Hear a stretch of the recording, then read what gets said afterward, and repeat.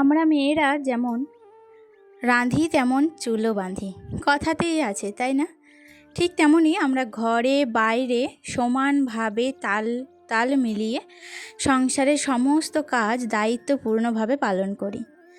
আর আমাদের মতো গৃহবধূরা যারা আছে তারা যেমন বাইরে অনেকে চাকরিজীবী আছে, অনেকে তারা বাইরে চাকরি করে কিন্তু তার সাথে সাথে ঘরে ছেলের দায়িত্ব, স্বামীর দায়িত্ব এবং সংসারের সকলের দায়িত্ব কিন্তু সমান তালে পালন করে। ঠিক তেমনই আমরাও কিন্তু বাইরে না গেলেও বাইরের সমস্ত কাজ এবং ঘরের কাজ সমান তালে তাল মিলিয়ে আমরা কমপ্লিট করার চেষ্টা করি। নমস্কার, কেমন আছো সবাই? আশা করি সবাই খুব ভালো আছো আর আমরাও বেশ ভালো আছি। আমি সুমি। আজকে আমার আরও একটি নতুন ব্লগে তোমাদের অনেক অনেক স্বাগত। তোমরা অনেকেই জানো কালকে কিন্তু সংসারে সব কাজ করে এই প্রচণ্ড গরমে গিয়েছিলাম ব্যাংকে, কিন্তু দুঃখের বিষয় হলো কালকের কাজটা না আমাদের কিন্তু সম্পূর্ণ হয়নি। তাই আজকেও আমাকে সকাল সকাল ঘুম থেকে উঠে সমস্ত কাজ কমপ্লিট করে আজকেও একটু বাইরে যেতে হবে। আর তার জন্যই আজ খুব সকালে উঠেছিলাম।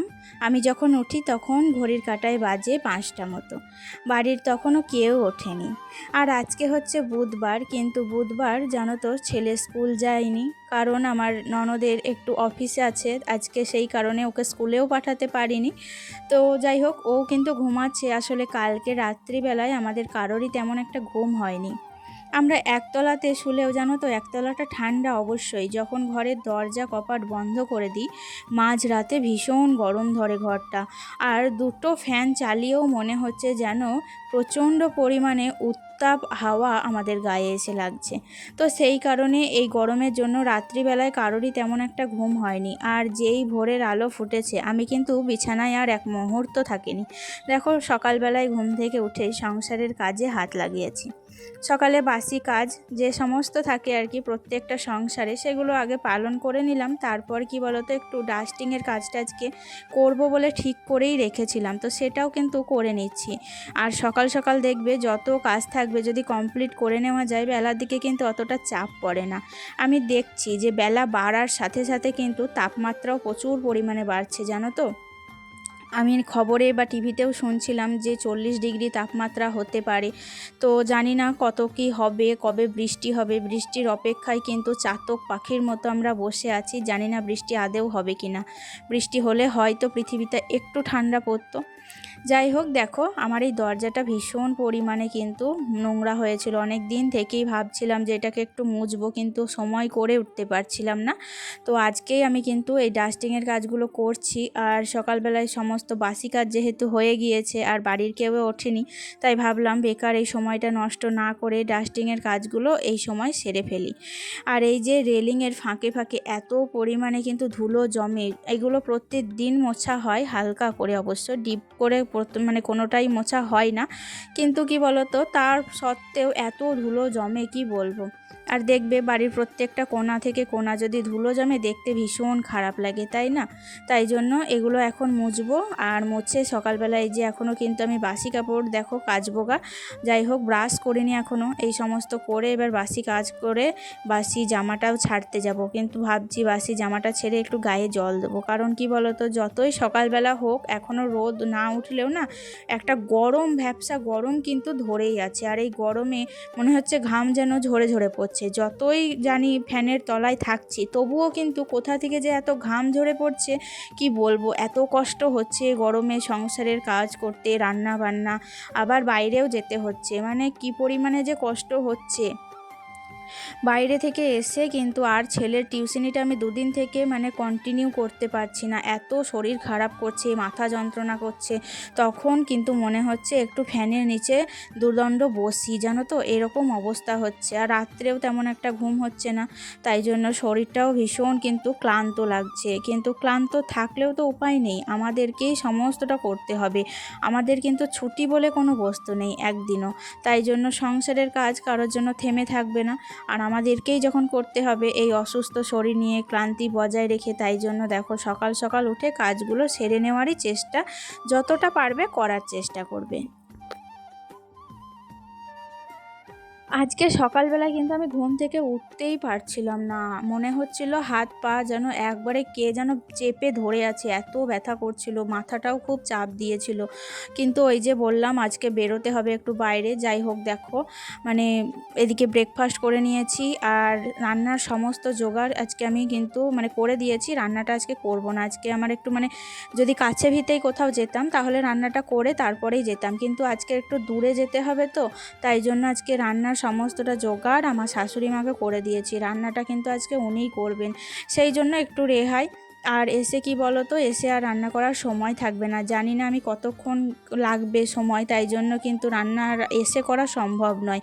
আর আমাদের বেরোতে বেরোতে তোমার 10টা কি 10:30 ছাড়া ব্যাংক তো খুলবে না, তাই জন্য আমরা 10:30টার মতো টাইমে বেরোবো। আর আমার এদিকে ব্রেকফাস্ট হয়ে গেছে, ছেলেকে খাওয়ানো স্নান করানো সবটা কমপ্লিট। দেখো আমারও স্নান কিন্তু হয়ে গেছে, আর স্নান করে বেশ কিছু জামা কাপড় ছিল সেগুলোও কেচে নিয়েছি। আর সেগুলো যাবার আগে এই যে ছাদে এসেছি মেলতে।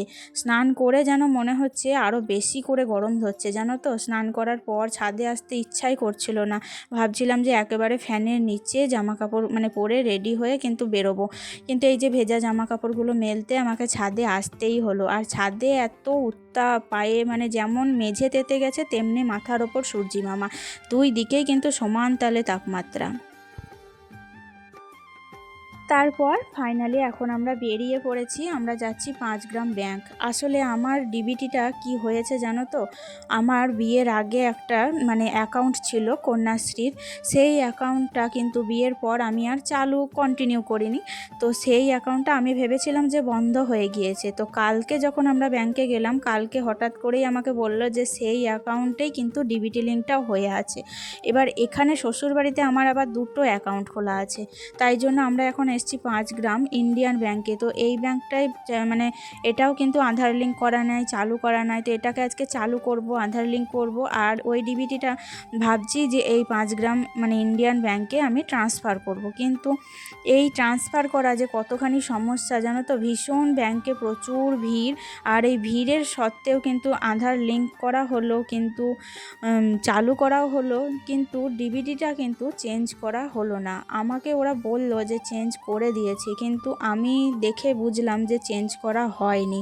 তো এটাই মনে একটা সংশয় আছে যে এত কষ্টের পরেও যখন আমি আমার কাজে একটুও সাফল্য পেলাম না, ডিবিটিটা এখন কি করে চেঞ্জ করব, এটাই মাথার মধ্যে কিন্তু খুবই একটা চিন্তা আমার কাজ করছে। জানি না কবে এই কাজটা আমি মানে কমপ্লিট করতে পারবো। আর আমার ভাবনারও বাইরে ছিল যে কবেকার সেই 8 বছর আগেকার ব্যাংকের বইয়ে ডিবিটি লিঙ্ক কী করে হয়ে গেল, এটা কিন্তু আমি ধারণারই আমার বাইরে।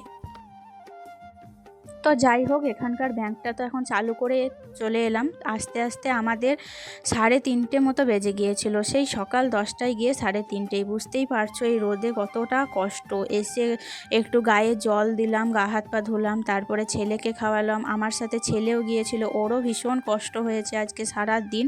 তারপর দেখো খাওয়া দাওয়া করে কিন্তু অনেকক্ষণ আমি শুয়েছিলাম, তারপর রোদ যেই পড়তে তারপর এখন এসেছি ছাদে। কিছু জামা কাপড় শাশুড়ি মাই তুলে রেখেছিল, আর বাকিটা যেটুকু ছিল সেটুকুই কিন্তু এখন আমি তুলে নিলাম। আর তারপর দেখলাম গাছগুলোও কিন্তু শুকিয়ে গিয়েছে, কারণ আজকে সকালবেলায় যাব করে কিন্তু কোনো গাছে জল দিতেও পারিনি, জানো তো।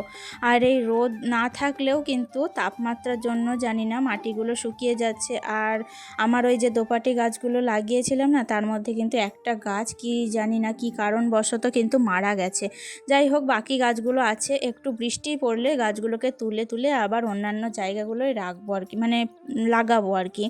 আর এদিকে দেখো গাঁদা গাছগুলোরও অবস্থা কিন্তু সব ঝলসে গিয়েছে, মাটি পুরো শুকনো।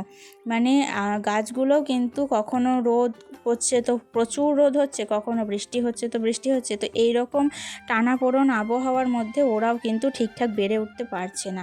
যাই হোক, তাহলে দেখো সমস্ত গাছগুলোতে তো জল দেওয়া কমপ্লিট। আর এদিকে দেখো আকাশটা কিন্তু বেশ মেঘলা মেঘলা হয়ে আছে, এখন জানি না রাতের দিকে বৃষ্টি হবে কি হবে না, কিন্তু তো দেখো আকাশটা বেশ মানে আবহাওয়াটা ভালো হয়েছিল, তাই তোমাদের সাথে একটু শেয়ার করে নিলাম। তাহলে চলো আজকের মতো ভিডিওটি এতটুকুই রাখছি, দেখা হচ্ছে নেক্সট ব্লগে। ভালো থেকো, সুস্থ থেকো, টাটা।